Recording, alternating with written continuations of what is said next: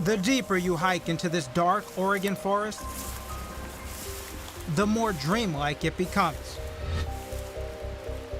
I only wish this trek was for pleasure. Hey, Jay! Instead, I'm here for the worst of all reasons, to help a mother search for clues in the disappearance of her child. I look out at this forest and I just think, how are we ever gonna find him in this? Kyron Horman, a second grader at Skyline Elementary in Portland, was last seen on June 4th, 2010. That was the day that my world fell apart. 5 years have done little to ease the pain of his mother, Desiree Young. What happened to Kyron on June 4th, 2010?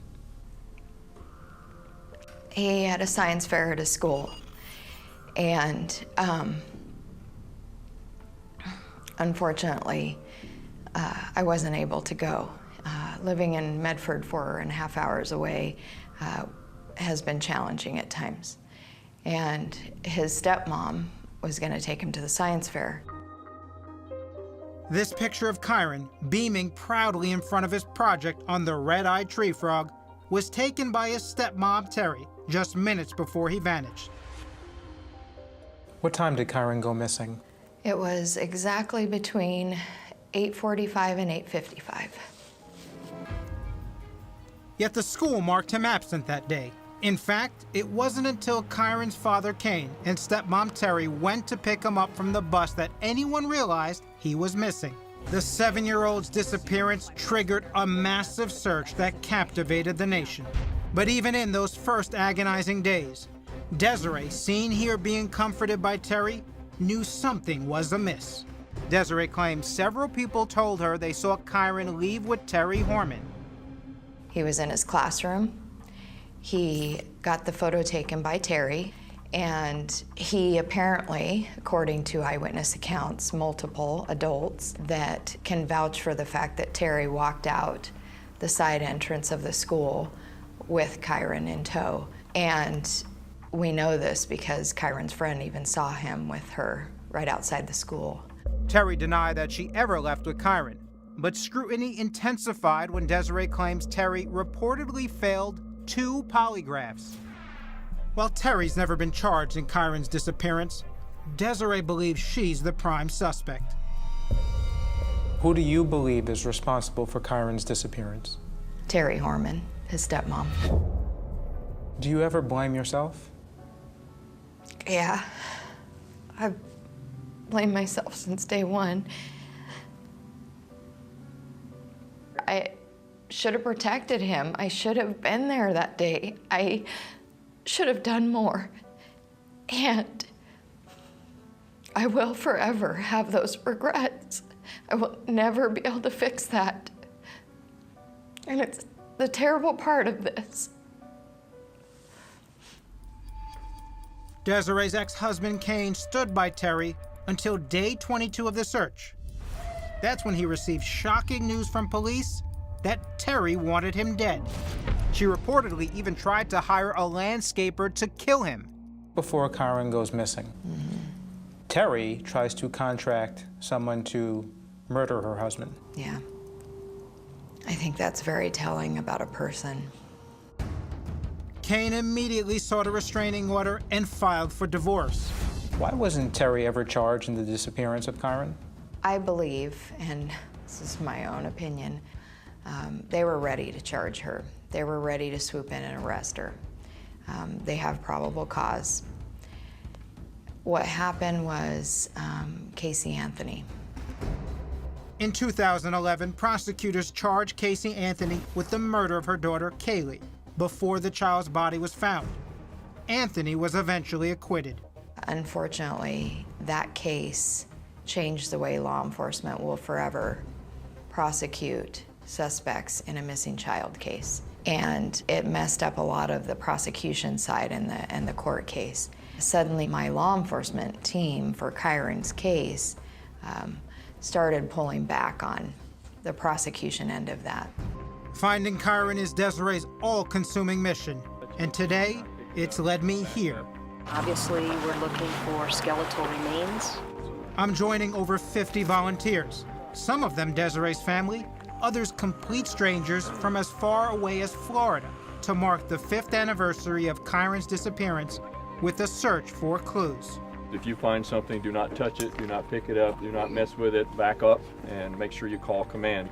This is not just trying to find Kyron and bring him home, it's about making sure justice is done also. Today's search grid is based on new information Desiree recently received from confidential sources. Those tips have led you to this location. Yeah, this location and several others. Yeah. You're compelled to search for Kyron, but do you dread what you may find? Absolutely. Yeah. When I go out in the morning, I hope we find something, and then I don't. What are you hoping to find?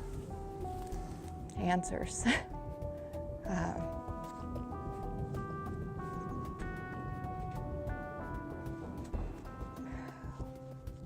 We know what we think she did that day. It's hard for a mom to know that. It's my sweet little Kyron. It's easy to see why Desiree is so disheartened. Finding anything in this dense and rugged rainforest seems almost hopeless. But then, while our cameras are rolling, a volunteer cries out. Found a bone. What? Someone's uncovered a bone. We gotta get somebody out here. Suddenly, we're holding our collective breath, knowing this could be the evidence we've been both dreading and hoping for.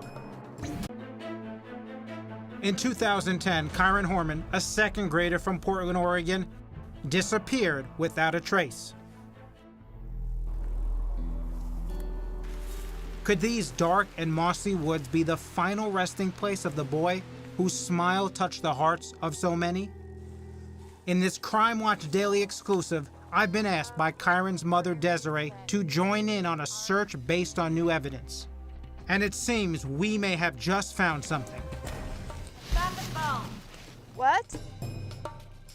The discovery is both thrilling and sobering. Well, regardless, we're gonna have to get somebody out here. Yeah. So we've located a bone right here, 2 bones actually, and now we're trying to identify if the bone is part of human remains. So we're going to get some experts here to determine what exactly we are looking at. Fearing the worst, Desiree is led away from the scene. She doesn't need to see any part of that. You know, she's doing everything. She wants to be part of everything. She wants to find her son, regardless. But that's a harsh reality. And what motivates you to search year after year for Kyron? Kyron, his family. I'm sure you guys have sensed it. The second you get near him, you feel their pain. You feel it. And I just want to do anything I can to help bring him home. I mean, he's just a little boy. Before long, a professional search and rescue team arrives on scene. It's about 10.5 inches long. Potentially would be a femur if it was anything. So Dennis, what's the protocol now? If you could explain that to us. What we're going to do is I'm going to send it to actually our National Search Director. They have a human remains detection area. If they say it's something that should have the dogs come look at, they will. A team of cadaver dogs are indeed called to the area. And what's her name? This is Delilah. Delilah, okay. She knows it's time to go to work. Go girl, here, front. These search and rescue canine units are specifically trained to sniff out human decay, whether that's flesh or blood or even bones. And as you can see, that's what this particular canine unit is doing now in the search for Kyron. The search is difficult and painstaking, but understanding the reason we're all here drives everyone to keep going. Back at the command post, the tension is palpable. When there are remains found and cadaver dogs sent in, what's it like? It's an absolute roller coaster when you come across something like that. Any member, especially a family member, your heart stops, your breathing stops, and of course, the family is wondering if that's their child. Is that Kyron? Ultimately, the bones we discovered turn out not to be human after all. It's news that Desiree greets with the combination of relief and sadness. This story has been difficult for me to cover because it's gut-wrenching, and being on that search with you, when we came across the skeletal remains, what's going through your mind? I didn't want to look, but I knew I had to. It's the first time I've seen bones that looked like they could be human. It was a huge possibility, and that scared me. While Kyron's disappearance remains unsolved, the mystery of Terri Horman deepens. What does Terri do after Kyron's disappearance? She moved away and basically hid out for a little while. Then she attempted to change her name.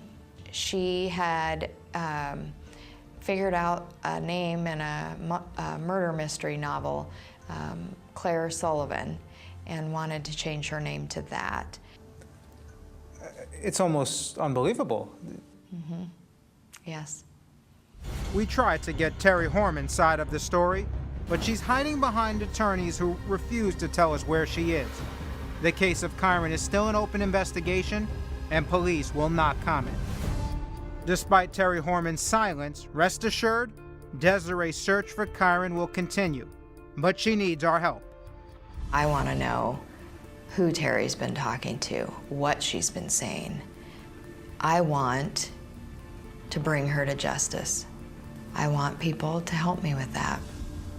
Well, certainly no doubt in Desiree's mind as to who is responsible for her son's disappearance, but we should stress that we did ask Terri Horman for an interview. Her attorney said they are not commenting at this time. However, in court, her attorney did say she was not the last person to have seen Kyron the day he went missing, adding that they have witnesses to prove that.